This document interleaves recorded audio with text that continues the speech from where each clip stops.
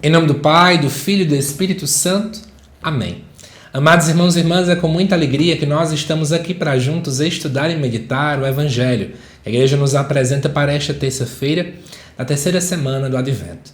E o texto de hoje se encontra lá em Mateus 21, versículos de 28 até o 32, que nos diz assim. Naquele tempo disse Jesus aos chefes dos sacerdotes e anciãos do povo: Que vos parece? Um homem tinha 2 filhos.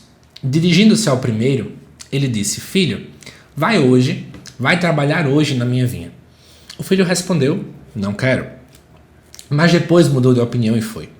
O pai dirigiu-se ao outro filho e disse a mesma coisa. Este respondeu: Sim, Senhor, eu vou. Mas não foi. Qual dos 2 fez a vontade do pai? Os sumos sacerdotes e os anciãos do povo responderam: O primeiro. Então Jesus lhes disse: Em verdade eu vos digo, que os publicanos e as prostitutas vos precedem no reino de Deus. Porque João veio até vós num caminho de justiça e vós não acreditastes nele. Ao contrário, os publicanos e as prostitutas creram nele. Vós, porém, mesmo vendo isso, não vos arrependestes para crer nele. Amados irmãos e irmãs, vamos lá então entender o que está acontecendo aqui por trás, né? Embora o texto já está bem claro, mas eu quero ajudar vocês a compreenderem os dilemas daquele tempo. A religiosidade da época, ela era extremamente nacionalista. E por que não falar quase que sanguínea? A ideia era mais ou menos assim. Só quem era digno perfeitamente de estar no judaísmo, para os fariseus, era exatamente quem vinha de uma família judaica. Então, o que acontece? Se eu fosse alguém que um dia conhecesse Yahvé, né? O nome de Deus em hebraico, e eu quisesse então me converter, eu seria quase um cristão de segunda categoria. No caso, não cristão, né? Um judeu de segunda categoria. E é nesse contexto que Jesus quer discutir aqui. Porque ele vai dizer o seguinte, ó. Imagina que um homem tem 2 filhos. E aí você tem um que não quer ir, mas depois muda de ideia. E o outro diz que quer, mas depois acaba não indo. A pergunta que não quer calar: qual é que fez a vontade do pai? É óbvio que é aquele que foi até o final. É óbvio que foi aquele que mesmo no primeiro momento dando um não, mas depois ele refletiu melhor e trocou. E aí Jesus está querendo discutir isso porque as prostitutas, os publicanos que é o nome que a gente pode dar aos cobradores de impostos, que eram pessoas pagãs, eles eram vistos como pessoas que estão dando não a Deus sempre, né? Porque as prostitutas estavam cometendo um pecado, os publicanos também estavam tendo contato com pagãos, então eram pessoas ruins, inclusive roubavam dinheiro do povo muitas vezes também. Então, estão dando um não efetivamente a Deus.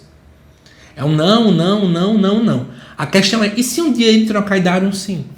Nós vamos julgá-los porque antes eles eram pecadores? Vamos apenas ficar focando nos nãos que eles deram ou vamos focar no sim que eles deram a partir de agora? Em contrapartida, aqueles que eram muito religiosos estavam dando sim a Deus, né?